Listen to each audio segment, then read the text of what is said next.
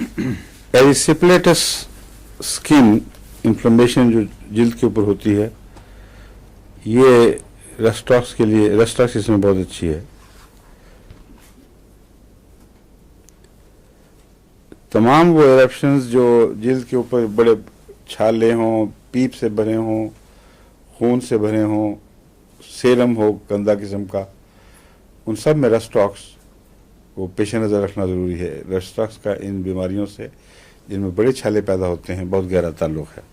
सिलिशिया मिलाकर दे सकते हैं या काम आ सकती है? नहीं, सिलिशिया रेस्टॉक्स के साथ मिलाकर नहीं देनी।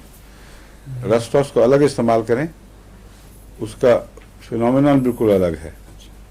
जहाँ रेस्टॉक्स मुफीद होगी वहाँ जो अंदरूनी जो रुझान है इन चीज़ों का वो ठीक होता है, और सिलिशिया सिर्फ सेप्टिसीमिया को फाइट करती है।